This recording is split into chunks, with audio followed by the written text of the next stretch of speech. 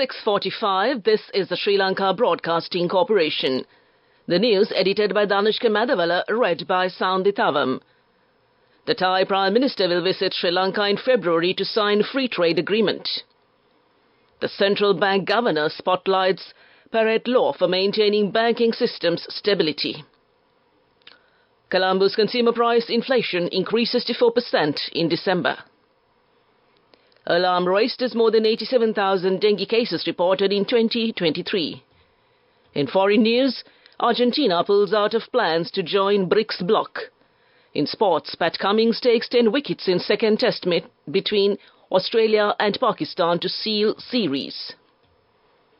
The Thai Prime Minister, Srettha Thavisin, will travel to Sri Lanka to sign a free trade agreement in February, following the latest round of talks between the two countries, according to the Thailand Commerce Ministry Director General of the Ministry's Department of Trade Negotiations.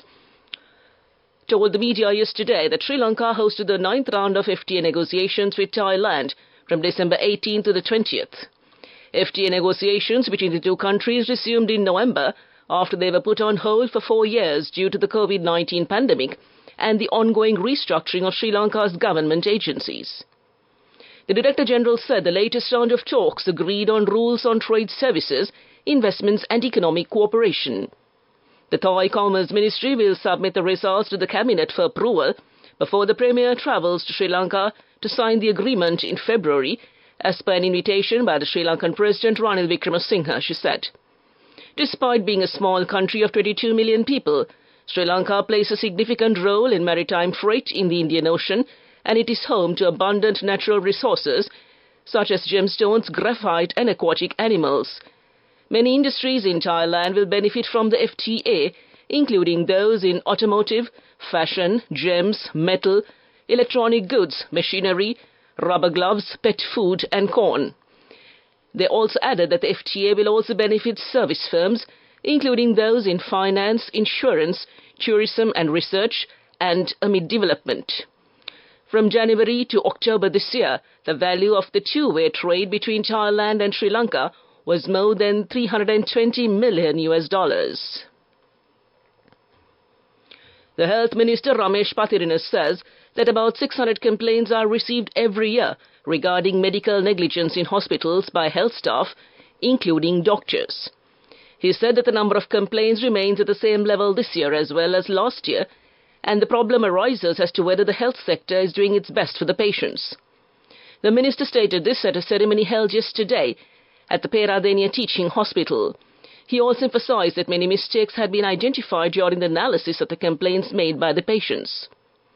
The minister said that it is no secret that hospital staff, including doctors, play a huge role in providing treatment to patients, and it is clear from the accusations made by the people that more dedication is needed from the health staff. This news broadcast comes to you from the Sri Lanka Broadcasting Corporation. Sri Lanka's overall rate of inflation measured by the Colombo Consumer Price Index on a year-on-year basis has increased to 4% in December from 3.4% in November. Meanwhile, the food inflation increased to 0.3% in December 2023 from minus 3.6% in November 2023, the Census and Statistics Department said in its latest release. Meanwhile, the year-on-year inflation of the non-food group dropped to 5.8% in December from 6.8% in November. The central bank governor, Dr. Nandalal Veerasinghe, yesterday emphasized the crucial role of the Parrott law in maintaining stability within the banking system and safeguarding the funds of depositors. Dr. Veerasinghe stated that the banking system and the depositors are impacted when loans which are provided for industries through public deposits are not repaid. During a press conference held at the central bank yesterday, Dr. Veerasinghe stated that the banking system's total liabilities amount to 16 trillion rupees. It is further highlighted that 81% of these liabilities consists of public deposits, while shareholders contribute 7%. That concludes local news. The main news story is brought to you by Sinhala Vedamahatmya. Over 10,000 cases of dengue infections have been recorded in the month of December alone, bringing the number of infections reported in 2023 to 87,078. Accordingly, 10,600 dengue cases were witnessed within this month alone, with the highest number of infections being recorded from the Colombo, Gampaha and Kalutara districts, as per health officials. Of the 87,078 dengue cases, 39,543 were registered in the Western Province. Accordingly, the Gampaha district saw 18,401 dengue cases, while the Colombo district was not too far behind, with 16,020 cases. The Kalutara district followed with 5,122 cases. Meanwhile, several cases were also observed from the Puttalam and Kandy districts. Meanwhile, 62 MOH areas have been categorized as high-risk zones. That came to you in the main news story. The main news story was brought to you by Sinhala Vedamahatmya.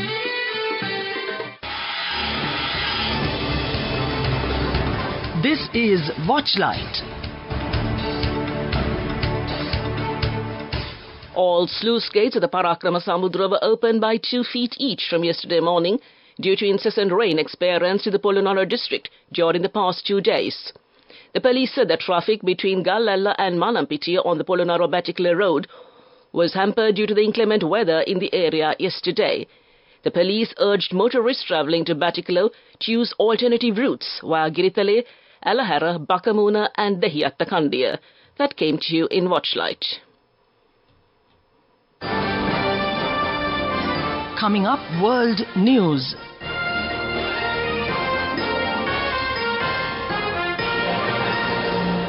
Making headlines this morning, Argentina pulls out of plans to join BRICS bloc. Nepal plane crash caused by pilots mistakenly cutting power, says report. And China appoints Dong Jun as new defense minister. Argentina's new president, Javier Milei, has withdrawn from the country from its planned entry into expanding BRICS Club of Nations. In a letter to the leaders of Brazil, Russia, India, China and South Africa, Mr. Milei said decisions taken by the preceding government had been revised. The BRICS countries are often seen as a counterweight to the Western-led world. Argentina had been among a much-wanted new tranche of 6 countries poised to join the grouping next month. It would have been admitted to the BRICS Club on 1st January alongside Egypt, Iran, Ethiopia, Saudi Arabia and the United Arab Emirates. A plane crash in Nepal that killed 72 people, including 2 infants, was most probably the result of its pilots mistakenly cutting the path, said a report by the government-appointed investigators. This caused a loss of thrust that led to an aerodynamic stall. The Yeti Airlines flight was flying from the capital Kathmandu to the tourist town of Pakora on 15th January. It is the country's deadliest plane crash in 30 years. The flight on 15 January, which involved an ATR 72, was the 3rd flight of the cruise sector of that day, shuttling between Kathmandu and Pakora. The privately owned plane crashed in the Seti River Gorge, just 1.5 kilometers from the airport, prompting a rescue operation that involved hundreds of Nepalese soldiers. China has named Dong Jun as its new defense minister 2 months after his predecessor was officially sacked. Mr. Dong, a former Navy commander, takes over from Li Shangfu, who was last seen in public in August. Mr. Dong's appointment was announced by China's top legislators at a standing committee meeting of the National People's Congress in Beijing on Friday. The move follows a slew of dismissals of top military officials from the country's top posts earlier this year. As well as Mr. Li, it included the removal of Qin Gang as foreign minister in July. No reasons were given for Mr. Li or Mr. Qin's dismissals. Both had been in their posts for only 7 months, respectively.